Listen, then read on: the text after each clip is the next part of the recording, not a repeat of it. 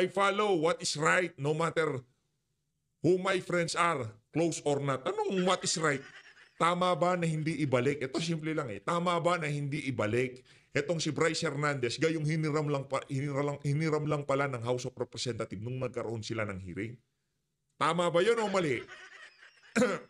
Tama ba na hindi abisuhan ang chairperson ng Blue Ribbon Committee nung hindi nyo ibinalik diyan sa Senado itong si Bryce Hernandez?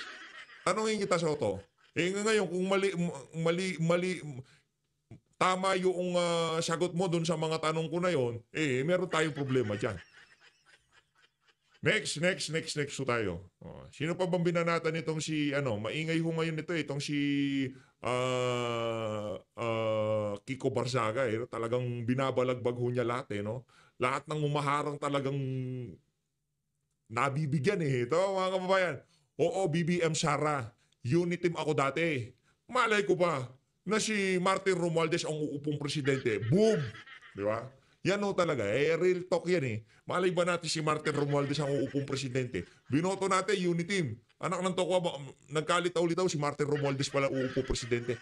Real talk, yaan ho ang nangyayari sa ating bansa ngayong mga panahon na to. Yun ho ang katotohanan na napakahirap matanggap nito mga pinklawan, dilawan, talyanista, ensaymada. Sinusuportahan nyo si Marcos Jr. para sa mga Ilocano, para sa mga taga-Norte, yung kung tawagin nila sarili nila, Solid North. Yung mga taga-Solid North, sinasabi nyo, binoto nyo si Marcos Jr., Apo Lakay, Apo BBM, o kung ano-ano Apo. Ang nakaupo si Martin Romualdez, yun ang problema ng sambayan ng Pilipino. Ngayong mga panahon na to. Eto na mga kababayan, rekta ho tayo dito kay Congressman Kiko Barzaga. Ako tatanungin Ako tatanungin. Sa tingin ko, itong mama na to, merong sense to kumpara kay Martin Romualdez. Kung wala nang ibang pagpipilian, kung wala na kung wala na. Kasi kung tayo tatanungin, kung pwede yan si Toby Chanco, siya na lang. Kaysa naman, speaker natin, di natin malaman. Speaker nga, di na marunong magsalita, di ba? Kung tayo tatanungin, Toby Chanco. Kasi yan, harapan niyang binabanatan niya si Zaldico Pagka binatatan niya si Zaldico, pagka kumanta yan, sa ayaw at sa gusto niya, kakanta niya si Martin Romualdez. Doon papunta Diba? Ngayon, kung walang-wala, yung tipong, sige, yarin lamang pinagtitripan yung sistema, pagtripan na natin. Kiko Barzaga, for speaker, ikaw. Okay sa atin. Ayun na nga mga kababayan, Kiko Barzaga, palagbagin mo na to si Martin Tamba. Well, I believe that if anyone should be investigated, the first person to be investigated is House Speaker Martin Romualdez. Why, sir? Why? Bakit po? Because he's now speaker. And do you think there's ba kayong personal knowledge about his involvement in any of the anomalous projects or any of the projects? I have some personal knowledge. Can you elaborate, sir? I will not be elaborating that yet. But I'd like for Speaker Romualdez to be speaking in the I'd like Speaker Romualdez to also be involved in the DPWH hearings. Sir, hindi nyo naman talaga sinusuportahan yung speakership ni Speaker Martin. Napilitan lang kayong iboto siya dahil NUP pa kayo noon. Tama po ba?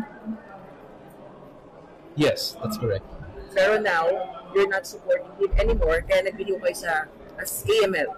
Yes, I'll now be an independent candidate or I might be a minority candidate. I'll be an independent candidate or a member of the minority if the leader of the minority would allow me. To clarify lang, you're saying na involved po si Speaker Martin Romualdez sa mga anomal yung flood control projects, may hand siya dito. I'm saying that it's very unlikely for the speaker to have no involvement in such a large issue. Sir, you're talking about the alleged insertions or yung mga kickback, alleged commissions? I mean everything. Everything's under the speaker. Paano nila sabi, sir? Ano yung nalalaman yung pwede i-share? Well, nothing yet. Pero kung may You gusto have kayo, evidence, sir, that na involvement po si speaker? You have evidence? You have proof? Would me possessing evidence make a difference? If the speaker were to have evidence presented against him in the DPWH hearing, would anything happen to him or would he still walk away free with a warning? pero sir, kung may gusto kayong suportahan sa pagka-speaker ngayon, since kumiwalag na kayo sa NUP, sino na yung gusto niyo maging speaker? No one comes to mind yet. Pero kung pwede ang fight, Kiko Barzaga. Susuportahan kita kung Kiko. Alam mo Kung tayo naman papipiliin, mas mahusay pa magsalita tong si Kiko Barzaga kaysa kay Martin Romualdez, anak ng Tokwa. Ang daming tagapagsalita niyan. Merong Ace Barbers, merong Princess Abante, anak ng Tokwa. Ba't di ka magsalita, speaker ka? Tignan mo tong si Soto, nagpapa-ambush interview. Itong si Martin Romualdez, napakaduwag. Hindi niya kayang humarap sa mga media, di ba? Sa bagay, pagka nga naman binato siya ng mga mabibigat na tanong, baka hindi ho niya masagot. Yun eh. Alam na ho natin, karakas pa lang ng mama na yan, di ba? Magaling lang yan si Martin Romualdez magpalaki ng basketball niya dyan sa opisina niya. Di ba? Nagpapalaki lang ng basketball dyan sa opisina niya yung mama na yan. Pero pagdating sa public service, pagdating sa pag-tackle sa mga issue sa media, pakikipag-usap kung kani-kani, hindi ho niya kaya yan. Bumabahag ho yung mama na yan. Rekta na ho tayo dito sa sa Ganang Mamamayan. Ito ho yung episode kahapon na kung saan kaugnay ho ito sa tagubilin ng ating mga kababayang INC, ng pamunuan ng INC sa kanilang mga miyembro. Kaugnay dito sa papalapit na malawakang rallying gaganapin sa September 21. Naku, wala pa naman tayo dyan. Medyo nabibisi ata tayo dyan. Pero hanggat maaari yung mga kababayan, talagang papasadahan yung mga mapapasadahan. Ito, rekta ho tayo dito sa Ganang Mamamayan. Ito na tagubilin.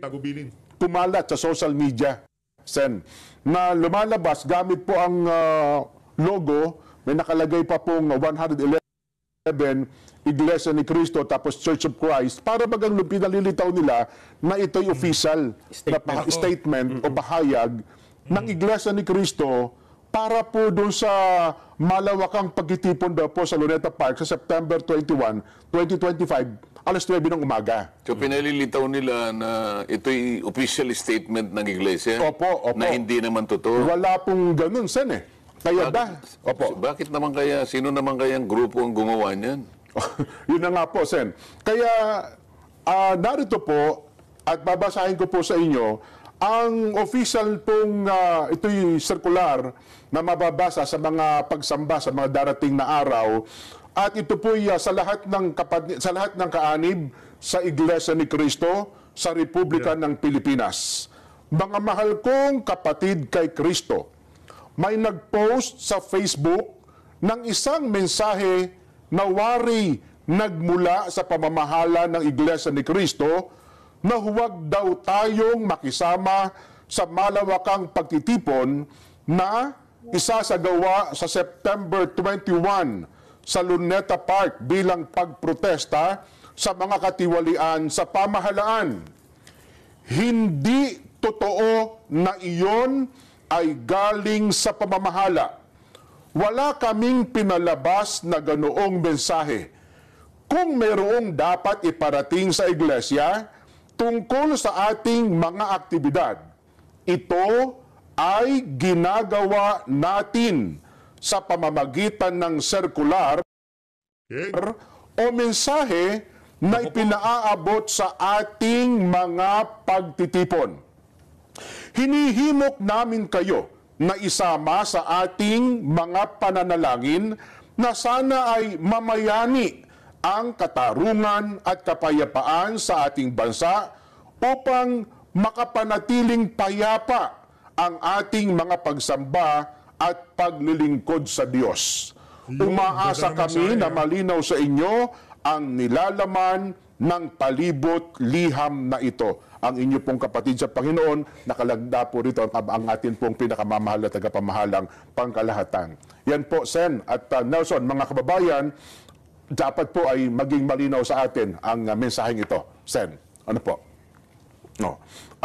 Sana po ay naging malinaw rin yan, no? Para sa ating mga kababayan na mga nagtatanong ukol po sa gaganapin dyan po sa September 21, araw po ng, ano bang araw yon?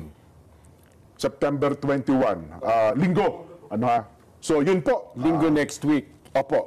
Sana po ay naging malinaw, maliwanag sa lahat ang mensahe na yan po ay binasa namin sa palatuntunan. Baka gusto mong liwanagin itong first paragraph. Kasi baka magkaroon ng... Sige po. Ulitin natin. Para po sa kabatiran ng ating mga First paragraph, kababayan. para mas malinaw. Opo. Mga mahal kong kapatid kay Kristo, may nag-post sa Facebook ng isang mensahe na wari nagmula sa pamamahala ng Iglesia ni Kristo na huwag daw tayong makisama sa malawakang pagtitipon na isasagawa sa Setyembre 21 sa Luneta Park bilang pagprotesta sa mga katiwalian sa pamahalaan. So walang sinasabi, walang pasabi Opo. na nanggaling sa iglesia na sinasabing huwag kayong sumali. Opo. Wala pong okay, wala malinaw, pong sinabing ganon na bilin. Wala pong gano'n. Opo. Kaya sa pangalawang paragraph, Sen, sabi po ay hindi totoo na iyon ay galing sa pamamahala. Kaya nga. Opo. Ibig sabihin kasi parang kung sino man ang gumawa niyan, meron ng bilin ng INC na, huwag kayong Sasali. huwag kayong Opo. sasali diyan. Kasi nakalagay po doon sa post, Sen. Ayoko na po ipakita itong post na ito sa social media. Baka ho ma-promote pa, no? Nilagay kasi nila doon, ibinibilin sa atin na huwag tayong makisama. Nakalagay po doon sa kanilang pinakalat. Yun po yung Yan mali. hindi totoo. Yun po yung hindi totoo. Pwede yung gumawa niyan, yung ayaw magtagumpay yung gagawin. Ayun, Kung sino man yung Yun po, nag-organize opo, niyan. Yun po. Kasi baka kinatatakutan nila na sumama tayo, gano'n ba? Yes po. Yes Yan, po. oh. So inunahan na tayo. Pinre-em po ata nila yung mga mangyayari na yon. Oho. Ay well, ito po at least ay malinaw ang circular malinaw. sa atin. Oo. At sana po ay naging malinaw. Maliwanag yun ha, yung tagubilin ha, ang abiso o update dito sa mga gaganaping pagkilos na to. Ang pamunuan ng iglesia hinihimok ang mga membro niya na manalangin sa mga nangyayaring katiwalian ngayon at yung mga nangyayaring pagkilos protesta. Di ba? Maliwanag ko yun, pero hindi pinipigilan. Ayun naman pala. Hindi pinipigilan, kumbaga, nasa sayo yan, manalangin ka, sumama ka doon sa, pakita mo na sumusuporta ka, na kino-call out mo ang mga kabalintunang nangyayari sa Pilipinas, at sabayan mo ng panalangin habang nandun ka, talagang napakabisa ko niyan, mga kababayan. Doon sa lahat ng ating mga tuloy-tuloy. Pwedeng sumama si Saito. Wala sinasabing huwag. Oho. Kasi hindi naman sinabing huwag eh. Ayun nga. Opo. So si Saito pwedeng sumama. Hindi ko na Ganun po ba? alam Ganun ba? kung... Hindi, siya. Ikaw naman. Pinakamabuti sana hintayin natin ang check kung meron mang magiging bilin ukol sa bagay na yan. Oho. Hindi, kasi yan pinangungunahan eh. Opo. Kasi kung Sa meron takot bilin, nila, hindi, gumawa tayo ng paraan para sa ganun na hindi sila sumali. ang Ang isang... mabuti na sa kanila namang galing. Opo. Isang malinaw dyan, Sen, ang kaparaanan natin, hindi po pinadadaan sa social media. Meron tayong kaparaanan kung papaano po ipararating ang tagubilin sa mga kapatid at sa mga kaanib po sa Kaya Iglesia lang, ni kasi Cristo. kaya nila ginawa yan, hindi para sa miyembro yung hindi miyembro. Oo. Para sa ganun ay maisip na, talaga palang ang iglesia ayaw ding sumama dyan. Yun po ang gusto nilang- Walang ganong bilin pala. Wala po. Di ba? Ayun. Sana po ay naging malinaw yung bahagi na yan, Sen. Tuloy pa po tayo doon sa ating mga pagtalakay. Tuloy Balik tayo doon sa Senado. Nelson, ano pa ba ang gusto mong ipunto sa kabatiran ng ating mga kababayan? Sige, i-discuss mo muna at hindi daw gumagana yung QR code eh. Ganun ba? Sa Ayusin mga text sa atin? parang ano eh. Binaha ata tayo. Binaha. Ayusin ko muna ha. Ang lakas kasi ng ulan, baka bumaha na naman sa... Pero ang dito sa pangyayari po ngayon sa Senado, ano po bang dapat na maunawa? Kasi ang daming lumulutang na mga tanong ngayon. Ano ang mangyayari sa susunod? Kasi sa pagsasalita po ng Senate President niyo, parang ang kinomentaryuhan niya ay ang mga miyembro ng Kamara de Representante. Samantalang yung dalawang senador na nabanggit po, kasama niyo sa Senado, parang tahimik po siya doon sa punto na yon, Sen.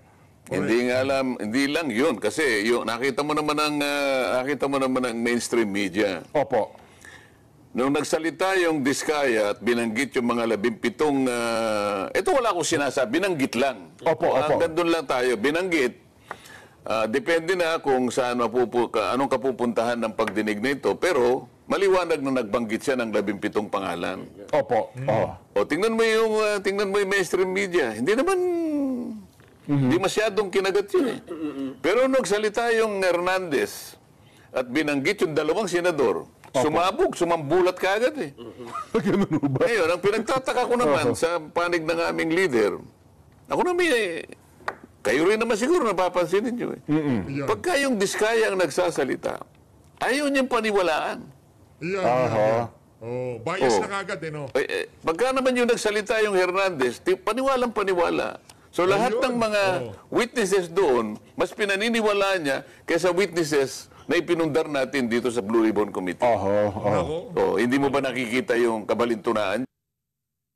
Yan, dapat sana. Yun ang hinihintay natin eh, yung kabalintunaan, di ba?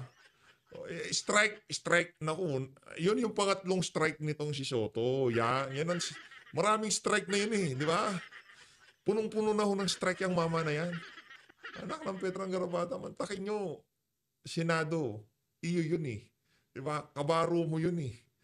At alam mo yung mga nandun, hindi basta-basta nabibili ng pera, di ba? O ngayon, nagsalita sa House of Representatives, yung nagpapatalo ng bilyon-bilyon sa kasino. Mas pinapaniwalaan ho niya yun. Pambihira talaga, oo. Nabahala siya sapagkat binanggit ang 2 sa kasama namin. Pero wala kaming makita na ano eh. Kung ba hindi nabanggit, halimbawa, walang nabanggit na gusto ba niya, si Diskaya nagbanggit din ng senador, ganun ba?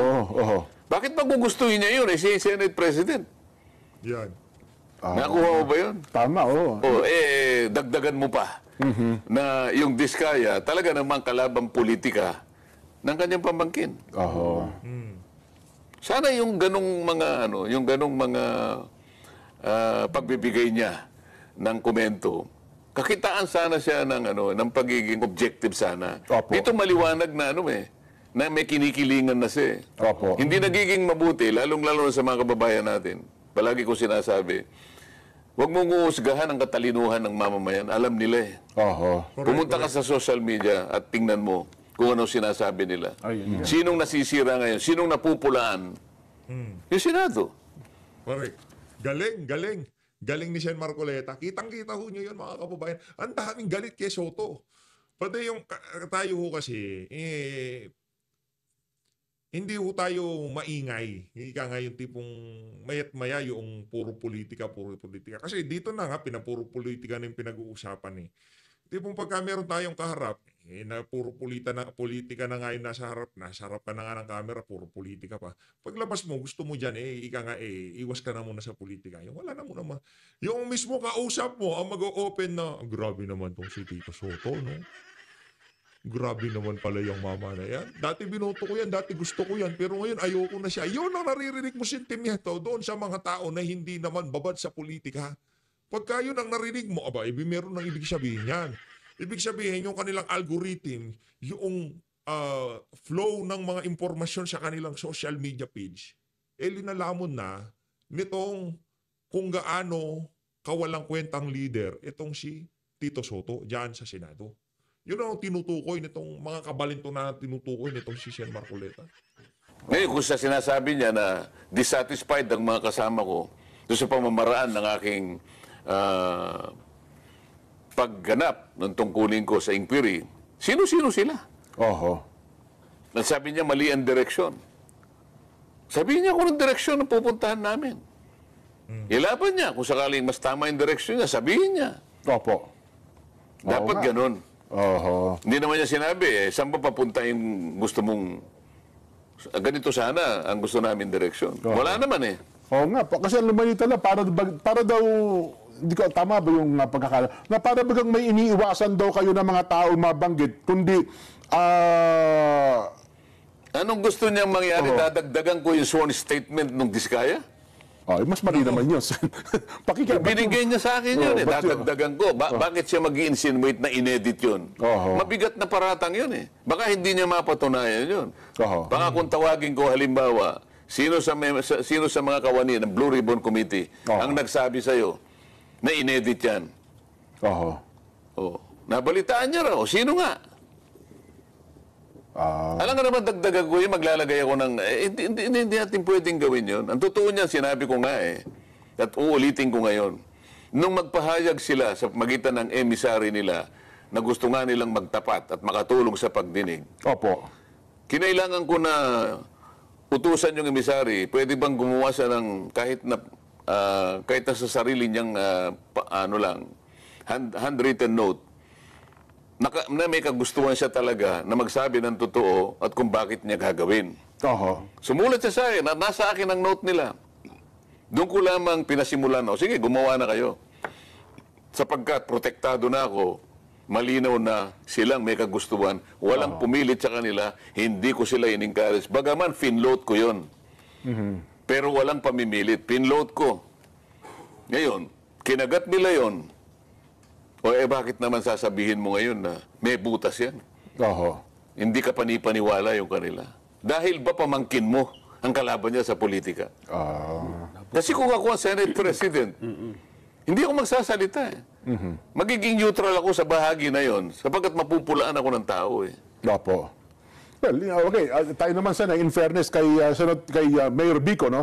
Wala naman tayong nabanggit ko lamang 'yon dahil nga doon sa nangyari sa pagdinig naman sa Kamara de Representante. Kasi nga doon napupunta yung usapin. Pagka doon ang nanggaling yung testimony, yun ang kinakatigan niya. Yun ang binibigay niya ng credence. O lahat ng ginawa namin sa Blue Ribbon Committee may butas. Hindi ka panipaniwala. Mali ang direksyon. Anyway, sige po. Mayroon bang mga pumasok na comments o break mo na? Ng may birthday. Ay, siyempre kayo pa. Opo. Binabati ko po ang ating Pangulo, Ferdinand Bongbong Marcos Jr. sapagkat ngayong pong araw na ito ay ika-68 birthday po niya. Di ba bukas Happy pa? birthday. September 13? Hindi, ngayon. Adolfo ba mismo? Ganun ba? September 12. Ganun ba? Ka-birthday niya rin si Secretary Sadar. Sadar. Opo. Kaibigan ko. Si Secretary... Bukas pa daw. Nag-text sa akin si bukas pa ang birthday ko. Pakisabi kay Sen. Ayan. Sabi ni, Si President. ang bilis mo. Si Secretary ng DAR. Sino nga Secretary? Nakalimutan na. Ngayon nga yung Bago natin ituloy, kayo ba, si chairman na po ng Senador Ping Lacson, meron bang turnover man lamang kung ano naging proceedings ng first, second, third hearing? ito, dapat ituloy nga nila. Opo, kasi alam ko, next Thursday, di ba? Yung aking sentimiento nga, in-approve ng committee na i-cover natin, sir, i-recommenda sa DOJ. Opo.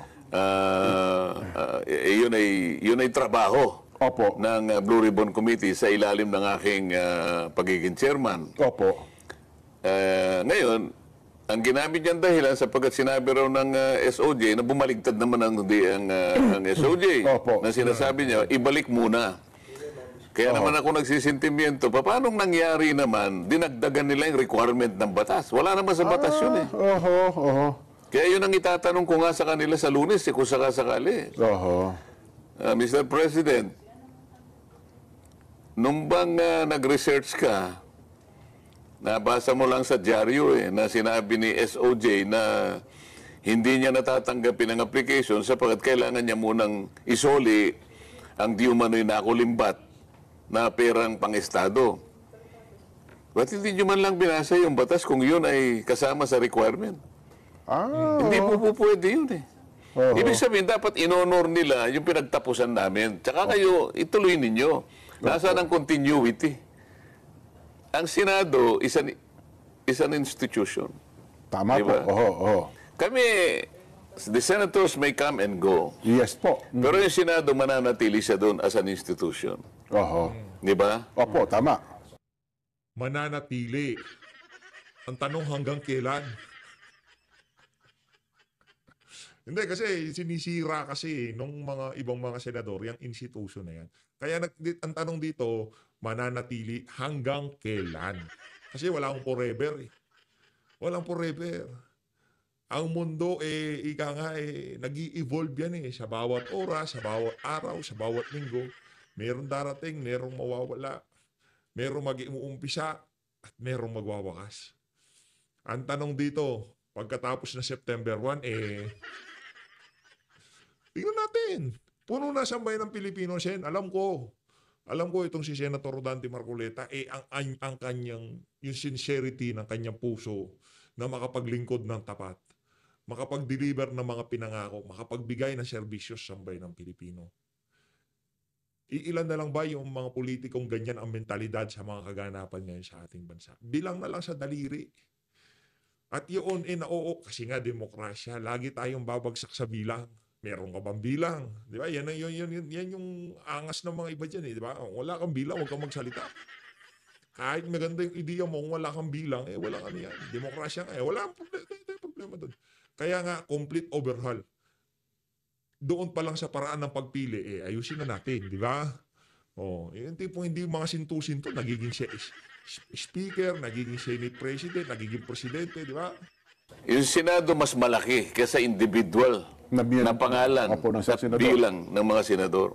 So yung proceedings, institusyon din yun Kung walang paggalang sa proceedings ng institusyon, paano na kami? Diba? Saan papunta kami? Nakakapangamba nga yun. Yan ang punto riyan Sabi pa po ng ating mga reactors, B, wala po mula kay Sailor Moon. Meron yan dahil tuloy-tuloy naman ang investigasyon, Aliana ng Quezon City. B, wala po dahil pinoprotektahan pa rin nila ang mga opisyal na kasabwat sa flood control. Marian ng Dubai. Wala dahil napakalapit na po sa point na may makikita na tayong malaking proof ng totoong nangyayari na magre-re-elect babangga sa realize ng mga normal na tao. Ano ibig sabihin? Malalim ng ibig sabihin. Rachel Basina, Lauro QC. Yan. Di wala tayong mapapala mula kay Jov. Magbabalik pa po ang saganang mamamayan.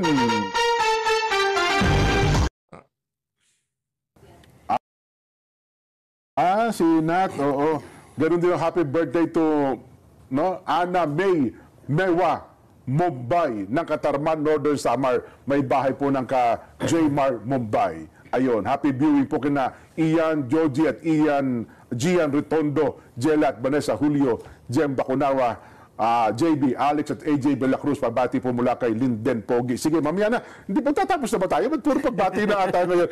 Nasa, meron ka pang baka gusto idagdag dyan? Sige. Itong gusto ko na itanong kay Sen, bagamat hindi siguro niya ka-batch itong yung bagong kongresista, Sen, Congressman anak ni Kiko. Si Kong PD, alam ko, barkada nyo, Sen, si PD Barsaga. Ngayon yung kanyang anak, mukhang gumuguhit ng pangalan ngayon sa Kongreso. Si Mark, Kiko, Francisco. Nabalitaan ko nga. Kumalas sa majority party. Yung coalition. At ngayon, siyang nagsasabi na kung merong dapat investigahan dito sa flood control, walang iba kundi si Speaker Martin Romualdez. Bakit yun? Ayaw paniwalaan ng aming Senate President. Naku, yari. Galing doon, di ba? Yan ang sinasabi ko, kailangan mapansin ng tao. Pagka yung testimony nanggagaling sa House, tiwalang-tiwala siya doon. Pagka galing sa amin, Senado ito Siya yung Presidente, di ba dapat sana? Doon mo makikita sana yung pagmamalasakit merong pinangalanan. Wala man lang sinabi na sana wag naman silang magpakadalos-dalos sapagkat tayo po ay meron pong sinusunod na due process. Kung hindi ko mo sinabi nila na merong dawit na kasama namin ay ganun-ganun na lang. Tingnan din po natin kung anong pinagmulan nun. Meron ba siyang sworn statement na kagaya ng ginawa dito sa Blue Ribbon? Dapat yun ang gusto kong makita Paano magiging, alimbawa, kung ako siya, paano magiging voluntary? Nung siya'y nandun na, nasa custody na Samantalang yung Diskaya, walang custody yun. Voluntary nilang nilabas yun. Ito, nasa pag-iingat na nila, kaya nga nakapag-request Nandito na lang po ako, natatakot po ako doon sa kabila. bakit niya papayagan yung ganong klase na request? Yan. Kaya kinakatigan niya yung House of Representatives. Voluntary kaya ang paggawa ng isang tao sa panahon na siya nakapiit na. Oho. Yun ang pag-aralan nyo. Pag nakapiit na, voluntaryo pa ba? Hindi ko sinasabing hindi siya magsasabi ng totoo. Kaya lang, mas gusto kong paniwalaan na voluntaryo pagka hindi ka nakapiit. Hindi ka under pressure. Dito, lahat nakaganon sa'yo. Opo. Baka naman nandun na yung pressure. Baka nandun na yung manipulation. Baka nandun na yung pamimilit. Bakit ka mo? Nandun na sa kanilang pag-iingat eh. Ayaw na nga nilang isuli sa amin, kaya dinala sa krami. Gusto mo So pupuntahan nila doon. Tuturuan na naman nila. Hindi ko sinasabing gano'n ang gagawin. Gusto ko lamang ipaalala, ipaintindi sa ating mga kababayan. Sapagkat alam kong nakukuha din nila yung gusto kong sabihin para sa kanila. Idagdag ko nga sen, mukhang sa halip na proteksyonan, mukhang madidiin pa ng gusto ang Senado ngayon dahil sa meron daw tauhan ng WJ Construction Company na pumunta sa vicinity ng Senado. May dala-dalang obligasyon daw po. Nakita pa sa CCTV. Mukhang yun daw po ang magiging subject ng tanungan sa susunod at mukhang pumunta daw sa opisina ng isang senador. Gusto kong makita yung CCTV. Oho. Kung kanino nagpunta. Baka sa akin nagpunta, di ba? Siyempre interesado rin ako na nandun na ako eh. Di ba importante naman na malaman ng bawat isa sa amin na hindi kami yun o kung kami yun. Totoo po. Kailangan ilabas yun. Kasi kapag ka natukoy doon, talagang patutunayan na lang, wala silang sinasanto, walang kinikilingan. Kung kapwa daw po ninyo, Senador, ang matatamaan, dapat lumutang din daw po sa investigasyon ng Senado. So, kaya nga ako yan, welcome ko yan.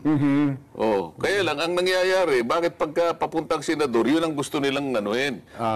Bakit doon sa kabila, protektado naman lahat yung mga congressmen, wala nang pinatatawag dito. Mabuti yan ay isang magandang development kung talagang meron nga.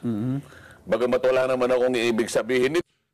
Grabe naman, tama nga naman si Sen Dante dito. Yung taga House of Representative, yung mga kasama nila doon, todo depensa. Todo protekta sila sa iisa't isa. Sa Senado, yung mga mismong kasama nila nagbebentahan. Ito yung tipong, Sen, bago ko ito ilabas sa media, merong pumasok na ganito dito. Diba? Kasi lalabas at lalabas to. Ngayon, una na kita, Sen. Ano ba nangyari dito? Diba? Ngayon, kung wala naman pala talagang nangyari, ganito yan, ganun yan. Pero okay lang naman kung gusto mong ilabas yung CCTV. Ako, willing naman ako magpaliwanag yan. Pero hindi ganito. Si Ping Lacson, pa-blind item pa yung showbiz. Hindi, yung CCTV operator ang mag-explain yan. Hindi ako, para credible talaga. Ito, maaaring nagpunta lang yung tao. Baka naman nagdala lang ng pansit. Obligasyon daw po yung dala-dala. Makikita natin. Malay mo naman, nagdala lang ng isang kahon na hopya. Kung isang kahon na hopya, baka ako suspect. Sa inyo. Kasi hopya. Diba? Ako wala akong sinasabi. Kaya lang, sila yung medyo maaning isip, di ba? Tingnan natin kung anong klaseng obligasyon. Opo. Noon pong Lunes, isa sa mga pumunta doon ay si Congressman Toby Chanco. Ano po ang importansya siya nung naging pahayag ni Kong Toby nung kayo pa ang chairman ng yun, nagsalita si Toby Chanco. Bakit hindi man binigyan ng parang walang weight. Parang walang weight samantalang binanggit niya yung paglalatag ng napakaraming insertions na nanggaling dun sa isang dati kong kasama doon. Na ayoko nang banggitin ng pangalan, baka sabihin na naman nila, pinaiinit ko itong usapin na ito. Pero sa dami ng paglalatag na yon, kahit sabihin pa nilang, hindi naman na-release Hindi issue yung hindi na-release. Paano? Kinontrol talaga doon sapagkat may kaugnayan sa pagpapapirma ng impeachment yun.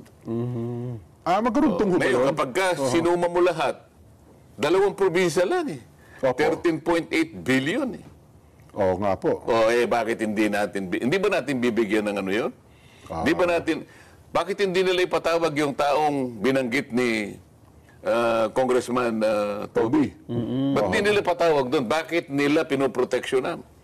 Sinabi nga niya, patawag ninyo kanya si Representative X. Opo. Siyang higit sa lahat ang makapagpapatunay, makapagbibigay ng liwanag dito sa pinag-uusapan natin kasi ayaw nila akong bigyan ng data. Siya naman ay, siya yung head ng isang komite na siyang tumalakay dito sa mga bagay nito. Tingnan mo, puro cover up eh.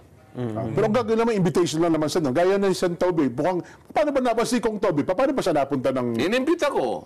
Hindi ko siya sinabi na conscious of the interparliamentary courtesy. Yes po, pero kasi kayo yung iba naman, pinasabihin ako katulad ni Mayor Magalong at saka si Governor Dolor ng Mindoro. Ay, si Governor Dolor, dumating. Opo. Kaya lang, si Mayor Magalong, pinangangatwiran niya na para bang gusto niya sabihin, hindi kaya yung battleground ng Senate.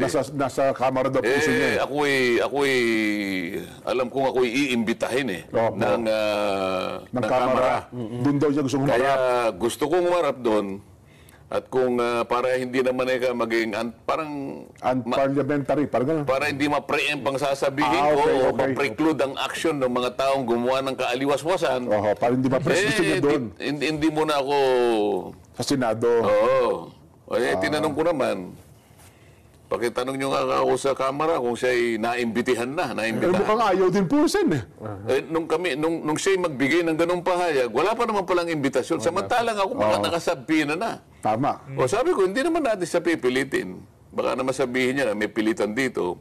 Bahala ng tao ang umusga sa kanyang aksyon. Yun naman ang sinabi ko. Totoo naman yun eh. Ngayon po, Sen, ay gawa na yung executive order para buuin yung ICI, Independent Commission on Infrastructure. Ang ayaw ko, itama nyo kami, Sen. Parang ang direksyon kasi ngayon, kapag ka nabuo na ito, may kapangyarihan siya, mukhang sapat naman yung kapangyarihan, parang ang trajectory ngayon, pag nabuo na ito at may mga tao na, pwede ba tumigil na muna yung mga mag-iimbestigang iba pa? Hindi naman po pwedeng itigil ng Blue Ribbon kasi iba naman yung aming mandato. In aid of legislation kami. Ganun po. May kasangkut na paggawa ng batas. Mandato, na obligasyon na makagawa kami ng mga panukalang batas sa ikaayos ng problema na tinutumbok ng inquiry. Opo. Sila naman, siguro, ang objective, maghain ng criminal, administrative, and civil liabilities. Iba naman yun. Ganon. Kaya lang, sa kasaysayan, panahon ng dating Pangulong Ferdinand Marcos Sr., meron din komisyon yung Agraba. Agraba Commission, yes po. Natukoy ba kung sino talagang pumatay kay Senador Benigno Aquino Jr.? Mukhang hindi naman hanggang ngayon, Sen, hindi natutukoy. Naging palaisipan Komisyon din yun ito. Ilang libong flood control projects ito. Palagay mo, sa loob na 10 taon at kalahati, Oo nga. may examine lahat ito. Kasi ang gusto nila ay 10 years mula 10 taon hanggang sa kasalukuyan ang sasiyasaktin ng ICI. Ito nga lang 22 to 25 Mahigit ng 9,000 yun ang tinukoy na Pangulong Bongbong. Ngayon magre-review ka na pabalik na 10 years. 10 years, opo. Baka sa 100 taon siguro baka matapos nila yan. Yun ang salo ng Hindi ko hinahatulan ito. Opo. Well, sana naman, bakit hindi? Di ba? Pero kung ipasalimbaw ng Kamara, sino yung kasi independent Commission on Infrastructure. So, gaano sila ka-independent? Sino ang itatalaga doon? Meron na ba? Isang usapin yun Wala pa. May mga nabanggit lang pong pangalan. Sino? Nag-alala nga ako yung Tony Carpio. Mukhang sabi ko, mukhang... independent yun. Hindi daw politiko, pero mukhang hindi independent at iwan ko lang po mas politiko sa iyo yun Nga po. Diba? Tapos isa ata nabanggit, parang umatras, hindi raw, dinecline niya. Yung pinag-uusapan kasi natin, independent yun na nga po. Meron kang kakayahan na gumitna. Sino? Sino itatalaga mo doon na masasabi mong nakakagitna ka, na objective ka, may probity, sa kasalukuyan, independent-minded? Sino? palaisipan nga sa Pangulo yan. O sige, independent ka. Kailangan competent ka. Ayan. Anong naintindihan mo sa technical na paglalatag ng mga flood Sa control? construction, oo nga po. O sige, may independent ka, competent ka. Patriotic ka ba? Oho. May nabanggit Kaya na... kailangan tingnan natin kung sino talaga ang... O baka naman, kapag katapos-tapusan para lamang makapagtalaga tayo dyan, ano? Talagang binet lahat. Aha. Pagkapalaga